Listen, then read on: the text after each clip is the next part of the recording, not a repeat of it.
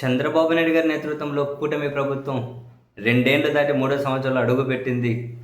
And అదే సమయంలోనే వివిధ రకాల సర్వేలు కూడా చేయించుకున్నారు. అందరికీ చాలామందికి ఐవీఆర్ఎస్ కాల్స్ వచ్చాయి. ఐవీఆర్ఎస్ కాల్స్ ద్వారా చేయించుకున్న సర్వేనే కాకుండా మరో 4 సర్వేల ఫలితాలు కూడా మరో 4 సర్వేలు కూడా చేయించుకున్నారు. ఓవరాల్‌గా 5 సర్వేల్లో కూడా ప్రభుత్వం మీద తీవ్ర వ్యతిరేకత కనిపించింది.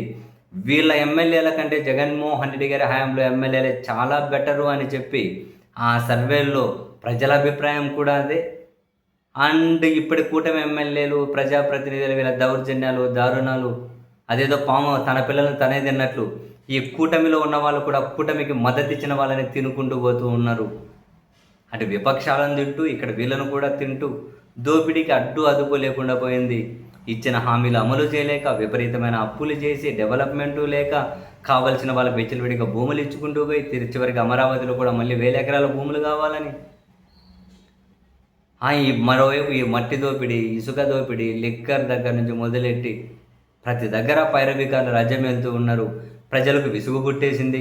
చంద్రబాబు నాయుడు గారు చేయించుకున్నటువంటి 5 సర్వేల్లో కూడా ఇప్పటి వరకు ఈ 2 ఏళ్లలోనే ఇంత షార్ట్ టైంలోనే ప్రభుత్వం మీద తీవ్ర వ్యతిరేకత జగన్ వైపు పాజిటివ్గా మారుతుంది అన్నది సుస్పష్టం. ఈ 5 సర్వేల్లో అదే వెల్లడైంది అని కీలక ప్రజాప్రతినిధులు వాళ్ళ ఆఫ్ ది రికార్డు మాట్లాడుకుంటూ ఉన్నారు. కొందరు జర్నలిస్టులతో కూడా వాళ్ళు అదే విషయాన్ని షేర్ చేస్తూ ఉన్నారు. అందుకనే మనం చూడొచ్చు చంద్రబాబు నాయుడు గారి మాటల్లో కూడా తాజాగా కూడా మేము ఎంత చేసినా మీరు జగన్ వైపే ఉంటే ఎలా, మేము ఎంత చేసినా జగన్ వైపే పోతామంటే ఎట్లా, ఇంకా కొందరికి జగన్ మీద భ్రమ పోవడం లేదు అని స్వయాన ముఖ్యమంత్రి గారు చేసిన కమెంట్. ఎందుకంటే తాను చేయించుకున్న సర్వేలో కూడా జగన్కే ఎడ్జ్ వచ్చింది. అండ్ ఉప ముఖ్యమంత్రి గారు కూడా 3 ఏళ్ల తర్వాత మేము అధికారంలోకి ఉంటామో ఉండమో, ఉన్నా లేకున్నా మేమైతే ప్రజలకు ఇప్పుడు మంచిగా చేద్దాం అనుకుంటున్నాం. ఎక్కడి నుంచి అంటే అది ఫ్రస్ట్రేషన్ ఆపుకోలేని ఫ్రస్ట్రేషన్. సో వాళ్ళు చేయించుకున్న సర్వేల్లో కూడా వాళ్ళకి వ్యతిరేకత కనిపిస్తూ ఉండడం, ప్రజల్లో వ్యతిరేకత చాలా తేటతెల్లవు సుస్పష్టంగానే కనిపిస్తూ ఉంది. ఆ ఫ్రస్ట్రేషనే పాలకులు ఈ విధంగా చూపిస్తూ ఉన్నారు. ఎక్కడైనా ప్రజల్లో వ్యతిరేకత ఉంది అనుకున్నప్పుడు ఫ్రస్ట్రేషన్కు పోకుండా దాన్ని ఎట్లా సార్ట్అవుట్ చేసుకోవాలో చూసుకోవాలి.